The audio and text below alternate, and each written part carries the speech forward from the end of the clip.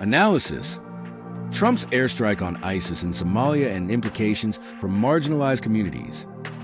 The recent U.S. airstrike targeting ISIS operatives in Somalia, ordered by former President Donald Trump, raises critical questions about the administration's strategic priorities, ethical accountability, and the broader implications for vulnerable populations.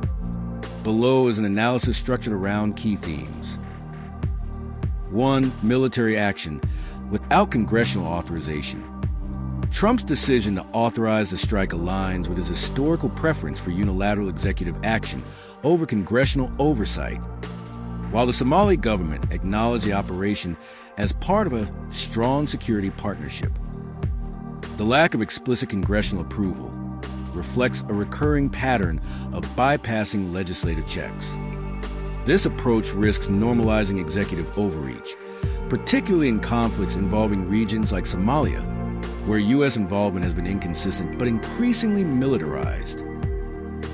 2. Targeting poor regions and civilian impacts. The strikes occurred in Somalia's Golis Mountains, a remote and impoverished area where ISIS operatives reportedly extort locals and operate from caves. While Trump claimed the strikes killed many terrorists without harming civilians, the BBC noted an inability to independently verify casualties.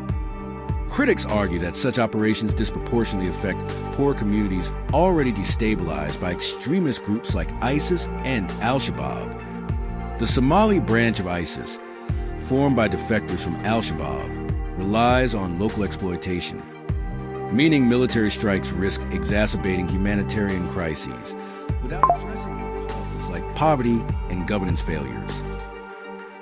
3. Political rhetoric versus strategic outcomes. Trump framed the strike as a decisive blow against ISIS, stating, "We will find you and we will kill you." However, his administration's approach to Somalia has been erratic. He withdrew U.S. troops in 2020 only to reverse course post 2023, contrasting Biden's decision to maintain a presence. This inconsistency undermines long-term stability efforts, particularly as Al-Shabaab remains resilient. Trump's criticism of Biden for not acting quickly enough also highlights a politicization of counterterrorism, prioritizing optics over sustainable solutions. 4. Broader implications for U.S. foreign policy in Africa. The strike reflected a transactional view of Africa, shaped by competition with Russia and China rather than developmental or humanitarian goals. Trump's former defense secretary noted he didn't see much value in U.S. engagement on the continent, which aligns with his focus on counterterrorism over diplomacy.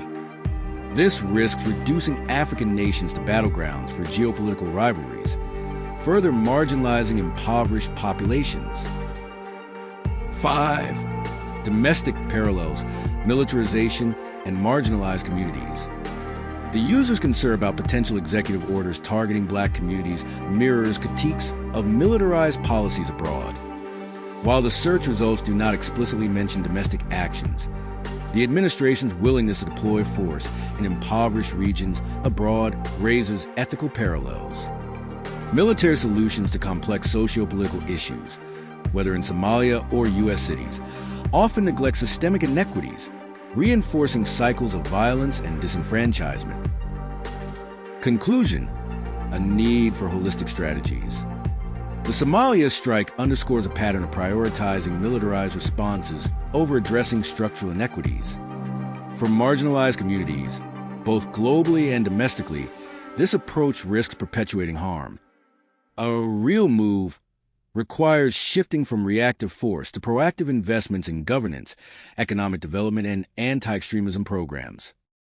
Without such changes, the administration's actions risk deepening distrust and entrenching cycles of violence, leaving the most vulnerable to bear the brunt of geopolitical and domestic power struggles. Derlin Next Dive,